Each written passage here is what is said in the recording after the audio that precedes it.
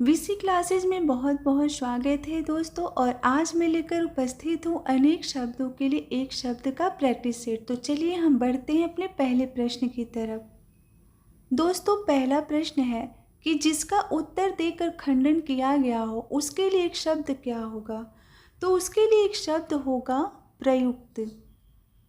दोस्तों जो यहाँ पर विवृति शब्द दिया है इसका अर्थ होता है कि किसी की कही या लिखी हुई बात को जैसे अपनी बुद्धि से हम प्रसंगानुकूल अर्थ लगाते हैं उसे हम क्या कहते हैं, विवृत्ति कहते हैं। प्रत्युत्तर का ये मतलब होता है कि उत्तर मिलने पर जिसका उत्तर दिया गया हो वहाँ पर क्या शब्द प्रयुक्त होगा, प्रत्युत्तर। और पुनः उच्चारण करना वहाँ उसके लिए एक शब्द है, प्रत्युच्चार है।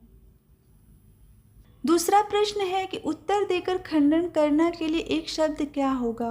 तो उसने फिर दोबारा प्रश्न रिपीट किया है तो यहाँ पर होगा प्रत्युक्त। इसका आंसर प्रत्युक्त होगा। अज का अर्थ नहीं है तो यहाँ पर जो अज का अर्थ नहीं होगा वह मोती नहीं होगा। बाकी जो अज है वह जिसका जन्म न हुआ हो उसे अज कहते हैं। दशरथ के पिता को अज कहते हैं और ब्रह्मा विष्णु शिव को अज कहते हैं। अगला प्रश्न है कि जो स्त्री सूर्य भी न देख सके उसके लिए एक शब्द क्या होगा। तो उसके लिए एक शब्द होगा असूर्यपश्या। पांचवा प्रश्न है कि अज्ञ का क्या अर्थ है। जो कुछ भी नहीं जानता हो, जो सब कुछ जानता हो, जो बहुत थोड़ा जानता हो, जो जानता भी हो और नहीं भी जानता हो। तो दोस्तों इसका अर्थ है कि जो कुछ भी नहीं जानता हो उसे हम क्या कहते हैं, अज्ञ कहते हैं। अगला प्रश्न है जिसकी आशा न की गई हो उसके लिए एक शब्द क्या होगा। तो उसके लिए एक शब्द होगा अप्रत्याशित। अगला प्रश्न है कि बिना पलक झपकाए के लिए एक शब्द क्या होगा। तो दोस्तों इसके लिए एक जो शब्द होगा वह होगा निर्निमेष। अगला प्रश्न है कि उत्तराधिकार में प्राप्त संपत्ति, इन अनेक शब्दों के लिए एक शब्द क्या होगा। तो इसका आंसर होगा रिक्त। यानी जो उत्तराधिकार में प्राप्त संपत्ति होती है उसे हम क्या कहते हैं, रिक्त कहते हैं। प्रश्न पूछा है कि जो युद्ध में स्थिर रहता हो इसके लिए एक शब्द क्या होगा। तो जो युधिष्ठिर शब्द है यह इसका आंसर होगा। यानी युधिष्ठिर का मतलब होता है जो युद्ध में स्थिर रहता है। 10वां प्रश्न है कि जो किसी विषय का ज्ञाता हो उसके लिए एक शब्द क्या होगा। तो उसके लिए एक शब्द होगा दोस्तों विशेषज्ञ। अपने सहारे पर रहने वाले के लिए एक शब्द क्या होगा। तो उसके लिए एक शब्द होगा स्वावलंबी। यानी ऑप्शन ए इसका सही आंसर है। इसमें पूछा है कि अप्रमेय किस वाक्यांश के लिए एक शब्द है। जो तौला या नापा न जा सके, जो अवश्य होने वाला हो, जो प्रमाण से सिद्ध न हो सके या जो समय पर संभव न हो। इसका अर्थ क्या होगा, अप्रमेय का।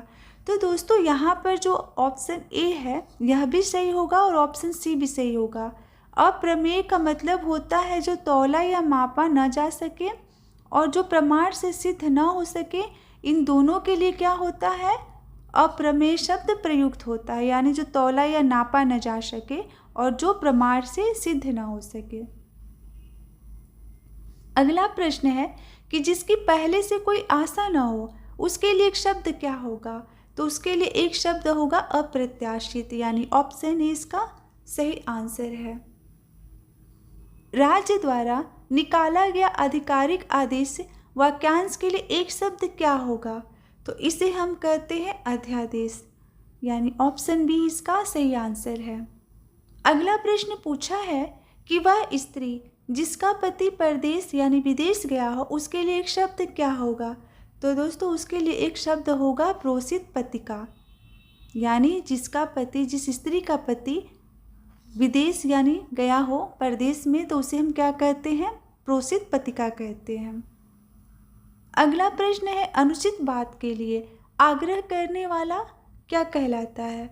तो दोस्तों इसके लिए एक शब्द है दुराग्रही।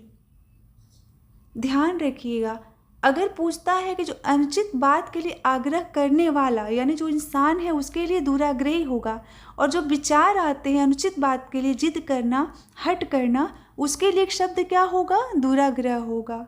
तो इसीलिए आपको दुराग्रही शब्द में और दुराग्रह शब्द में दोनों में काफ़ी अंतर देखने को मिलेगा।